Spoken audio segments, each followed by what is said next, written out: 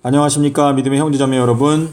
저는 오늘 이 시간에 성경 연구의 방법론에 대해서 여러분께 말씀을 드리고자 합니다. 다니엘서 12장에서 마지막 때에 지식이 증가하게 될 것이다 라고 약속을 하셨는데, 저희가 지금 5G 인터넷 시대에 살고 있습니다.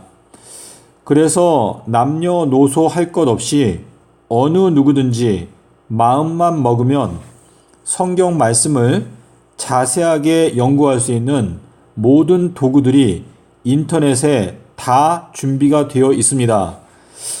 그렇기 때문에 이 주님께서 재림하셨을 때 우리가 성경을 연구할 수 있는 기회가 없었다라고 핑계할 수 없는 정말 지식이 증가한 시대에 저희가 살고 있습니다. 자, 그래서 저는 오늘 제가 성경 연구하는 그 방법을 여러분께 소개를 해드리고자 합니다. 자, 성경 연구하는 앱이 많이 있는데요. 제가 주로 사용하는 게 이 좌측 상단에 있는 바이블 허브인데, 여기 한번 들어가 보겠습니다.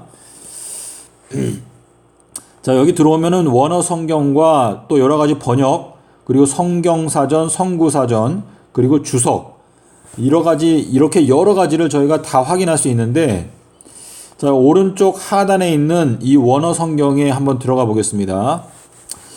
자, 여기 들어가셔가지고 지금 이제 저희가 잠언서로 한번 가보겠습니다.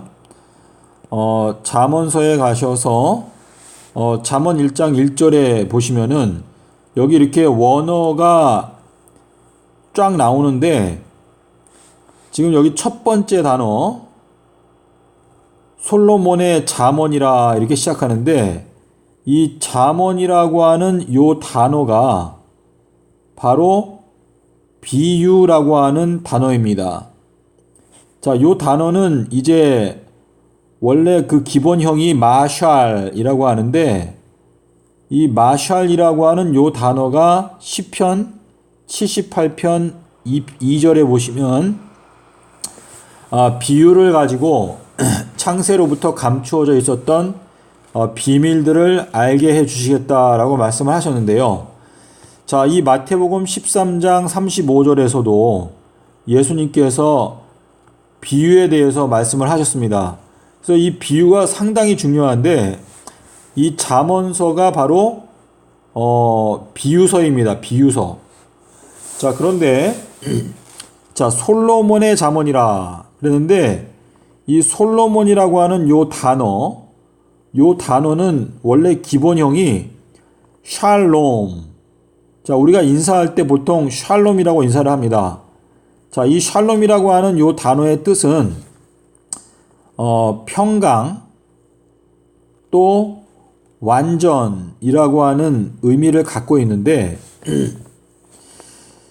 지금 여러분 요 완전이라고 하는 요 단어를 저희가 생각해 보면 마태복음 5장 48절에 보시면 하나님 아버지의 완전하심과 같이 너희도 완전하라 라고 말씀하셨습니다. 자, 그런데 우리가 고린도전서 13장 10절에 가시면,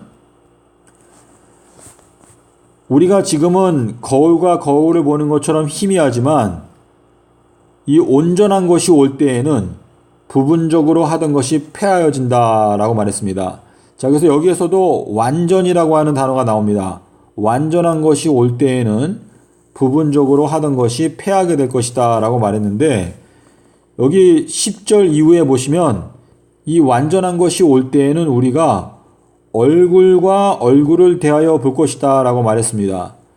자, 이 얼굴을 보게 된다라고 하는 요 내용은 계시록 22장 4절에 가시면 여기에 우리가 하나님의 얼굴을 볼 것이다 라고 말했습니다. 자, 이 계시록 22장의 요 내용은 천년기가 지나고 나서, 자, 1000년 동안에 이 왕노릇하는 기간이 있죠.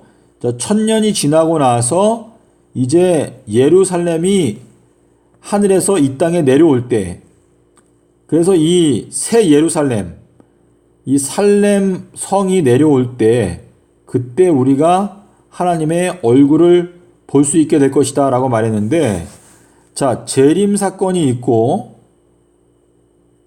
재림이 있고, 그 다음에 1000년이 지나가게 되면 바로 3030년이 되죠. 3030년에 새 예루살렘이 내려오게 될 때, 그때에 우리가 비로소 예수님의 얼굴을 볼 수 있게 될 것이다 라고 말하고 있습니다. 자, 여러분께서 누가복음 13장 32절 33절에 보시면 예수님께서 말씀하시기를 오늘과 그리고 내일과 그리고 모레는 내가 가야 할 길이 있는데 제3일에는 완전하여진다 그랬습니다. 완전. 자, 예수님께서 부활하신 날이 일요일입니다. 자, 그러므로 자, 일요일 전날은 토요일이죠. 그 전날은 금요일이고 그 전날은 목요일입니다. 자, 예수님께서 죽으신 요일은 수요일이죠. 자, 예수님께서 수요일 날 다 이루셨다 말씀하셨으니까 그날이 여섯째 날이고, 그리고 목요일은 큰 안식일이었습니다. 이날이 제7일, 그리고 금요일은 제1일, 토요일은 제2일, 그리고 일요일이 제3일인데요. 지금 요 내용은 마태복음 16장 21절에 보시면 인자가 제3일에 부활하겠다라고 말씀하셨는데, 마가복음 8장 31절에 보시면 3일 후에 부활하겠다라고 말했습니다. 3일 후. 자, 이 3일 후는 기수이고 제3일은 요건 서수인데, 땅 속에서 3일을 지내고 부활은 3일 후에 하겠다라고 말씀하셨는데, 예수님께서 말씀하신 오늘과 내일과 모레는 내가 가야 할 길이 있지만 제3일에는 내가 완전하게 된다라고 말씀하셨는데요. 지금 오늘, 내일, 모레 요 3일이 바로 3000년을 가리킵니다. 3000년. 자, 그래서 십자가 사건은 서기 30년도에 있었고, 서기 30년도에다가 3000년을 더하면 새 예루살렘은 3030년도에 하늘에서 내려온다는 것을 저희가 알 수 있습니다. 자, 그래서 지금 이 솔로몬이라고 하는 이 왕은 지혜의 왕인데 예수님을 나타내는 인물입니다. 그래서 이 살렘 왕, 그래서 예루살렘이 내려올 때 그 예루살렘의 왕이 바로 예수님이시고, 그 예수님의 얼굴을 우리가 그때에 비로소 뵐 수 있게 될 것이다 라고 하는 뜻이 되겠습니다. 자, 그러면 지금 이 솔로몬의 비유라라고 시작을 했는데 조금 더 보여드리겠습니다. 저희가 6절에 가면은요, 여기에 보시면은 이제 자, 이 잠언서를 읽게 되면 여기에 뭐라고 말했냐면 오묘한 것을 깨닫게 된다 그랬습니다. 오묘. 자, 여기에는 수수께끼라고 되어 있는데요. 성경에 이 오묘한 내용들을 보통 수수께끼라고 표현을 하고 있습니다. 자, 삼손이 사사기서에 보면 수수께끼를 냈죠. 먹는 자에게서 먹는 것이 나오고 강한 자에게서 단 것이 나왔느니라. 그래서 그 정답이 사자였는데, 지금 잠언서를 읽게 되면 오묘한 것들, 비밀스러운 것들을 깨닫게 될 수 있다라고 말하고 있습니다.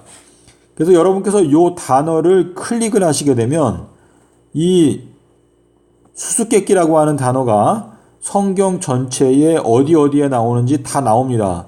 그래서 그 내용들을 다 살펴보게 되면 하나님께서 이 수수께끼 또는 오묘라고 하는 단어를 사용하실 때 우리에게 어떠한 의도로, 어떠한 의미로 그러한 말씀을 하셨는지 깨닫게 될 수 있습니다. 자, 우리 여기 처음에 보시면 여기 understand, 러하빈이라고 이렇게 나오는데요. 여기에 보시면 여기 앞에 벤이라고 하는 단어가 있는데 요것이 이마의 사이라고 하는데 사이.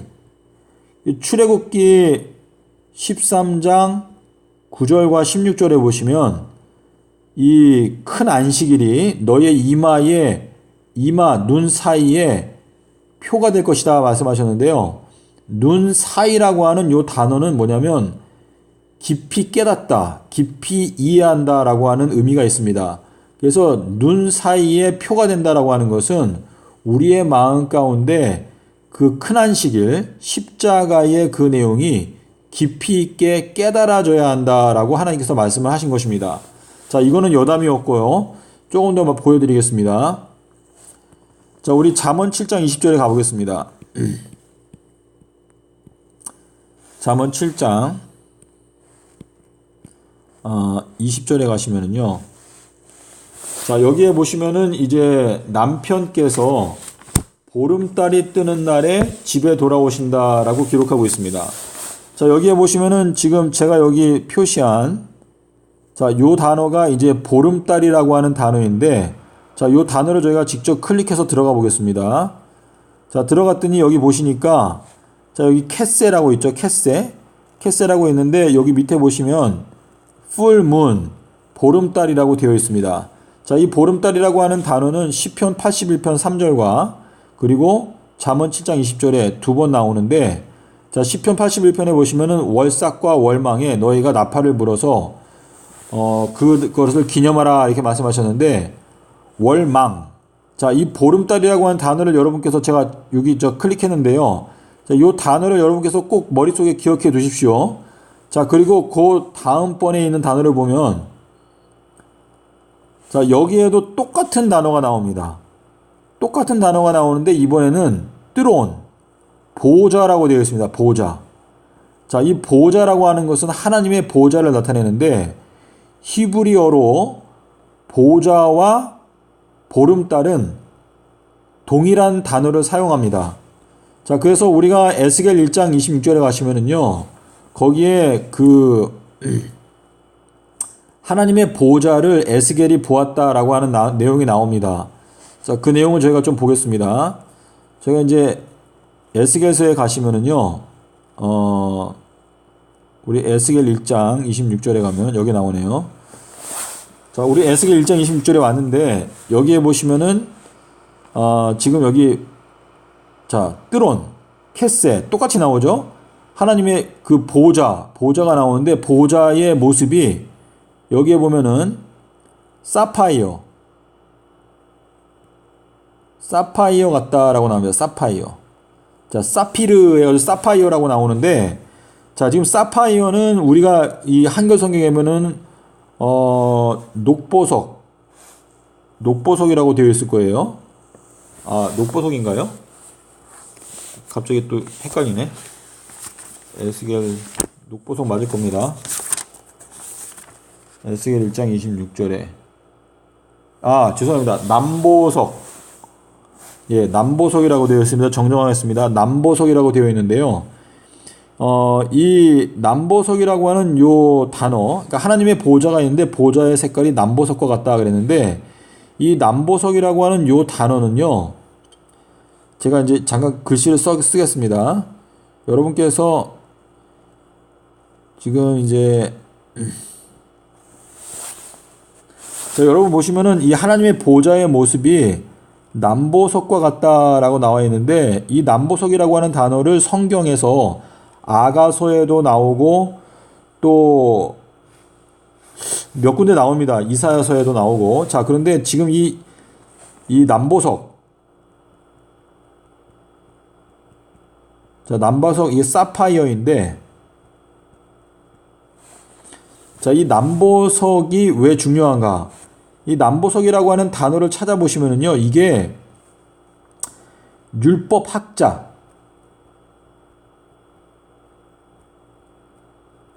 자, 율법학자라고 하는 뜻인데요. 지금 요 단어가 원래 어근이 어떻게 되냐면 사피르라고 하는 단어에서 온 것인데 자, 우리가 에스라서 7장에 가면은 에스라는 율법학자였습니다. 근데 이 에스라가 이 왕의 명령을 받고 아닥사스다 왕의 명령을 받고 예루살렘으로 출발한 게 아비벌 1일 날 출발을 했죠. 그게 에스라서 7장 9절과 13절에 나오죠.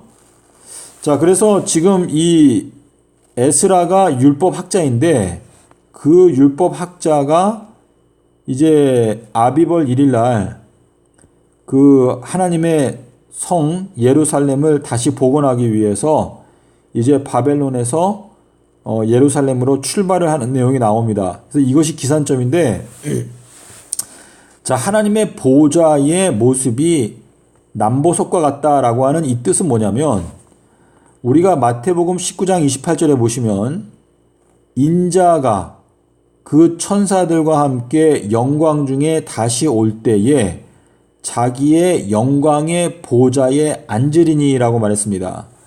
그래서 지금 인자가 올 때에 앉게 되는 그 영광의 보좌가 바로 율법 학자라고 하는 의미를 갖고 있기 때문에 지금 이 에스라가 그때의 사람들을 모아서 하나님 앞에 회개하게 하고, 그리고 이방인들과 결혼했던 모든 사람들이 이방 여자를 또 자녀들을 다 돌려보내고 헤어지는 장면이 나옵니다. 그래서 그것이 회개의 과정인데, 이 마지막 때에도 예수님께서 이 남보석 모양의 보석을 그 보좌에 앉으신다라고 하는 것은 결국은 이 마지막 때 하나님의 율법을 잘 알고 있는 하나님의 종이 이제 종을 타고 예수님께서 오신다 라고 이해하시면 되겠습니다. 자, 그래서 지금 여러분 제가 지금 여러분께 말씀드린 것이 지금 여기 캐세, 이 캐세라고 하는 요 단어는 보좌라고 하는 단어의 의미가 있지만 동시에 보름달이라고 하는 뜻이 있습니다. 자, 그래서 우리 계시록을 연구할 때 하나님의 보좌가 나오게 되면 보름달을 생각하시면 됩니다. 자, 저희가 지금 제가 한 가지 더 보여드리려고 하는데 열왕기상 10장일 걸로 제가 기억을 하는데요. 자, 열왕기상 10장을 보겠습니다. 열왕기상 10장 19절 하나 더 보여드릴게요. 열왕기상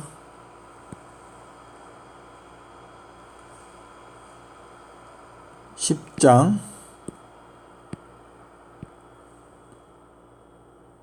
19절, 여기 19절에 가시면은요, 자, 솔로몬이 이제 보좌를 만들었는데, 자기가 앉는 보좌를 만들었는데, 자, 제가 요거를 좀 설명을 드리겠습니다. 적으면서.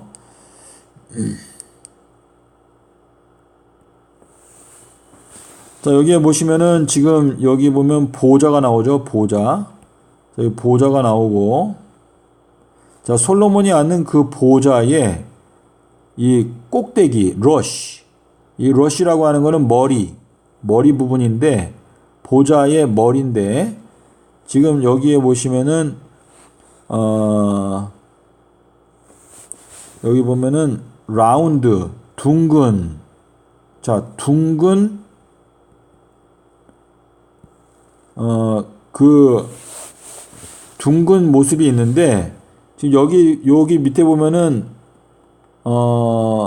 메아하로. 자, 310번인데요. 요 단어는 굉장히 많이 나오는 단어인데, 자, 요 단어의 뜻이 뭐냐면은, 우리 에스겔서 2장 10절에 보시면, 안팎으로 기록되어져 있는 그 책이 나옵니다.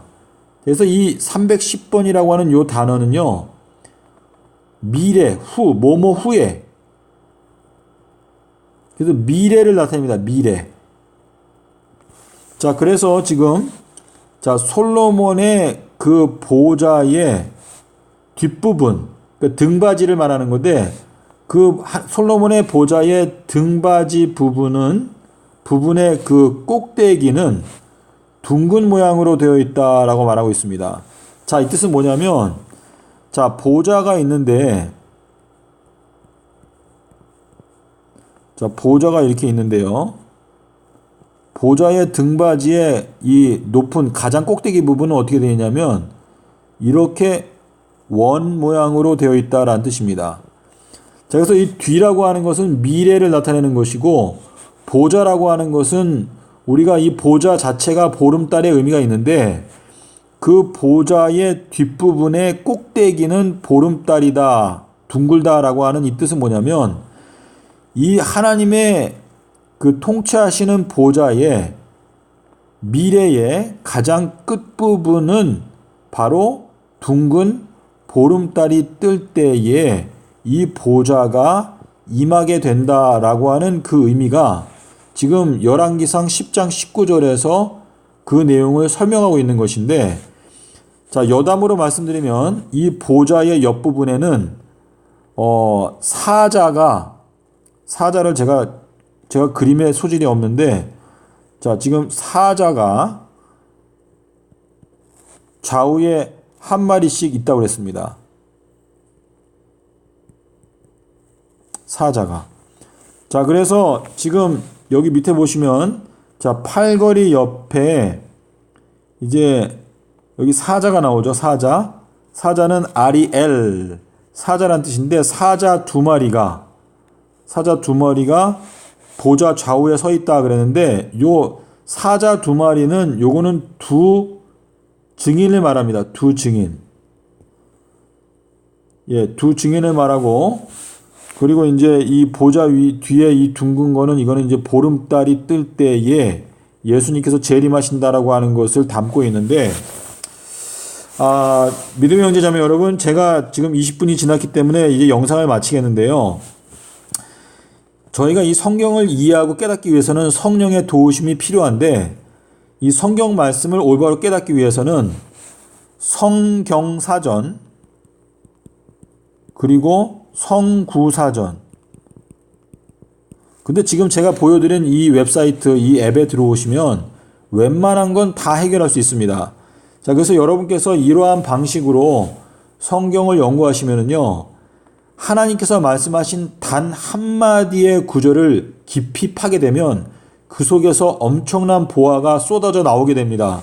그래서 여러분께서 정말 이 말세에 하나님의 뜻을 올바로 알기 원한다면 얼마든지 성경을 연구하고 지난 2000년 동안 파헤쳐지지 아니한 놀라운 진리가 성경 말씀에 숨어 있다는 것을 여러분께서 깨닫게 되실 것입니다.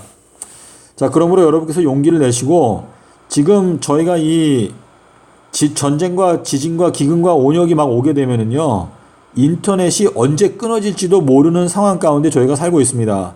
그래서 지금 이렇게 우리가 성경을 공부할 수 있는 모든 도구가 갖추어져 있을 때 성경을 부지런히 연구하고 하나님의 뜻을 정확하게 알아서 내가 진리 위에 서고 또 내 주변에 있는 사람들을 진리로 인도하는 여러분과 저가 되었으면 좋겠습니다. 감사합니다.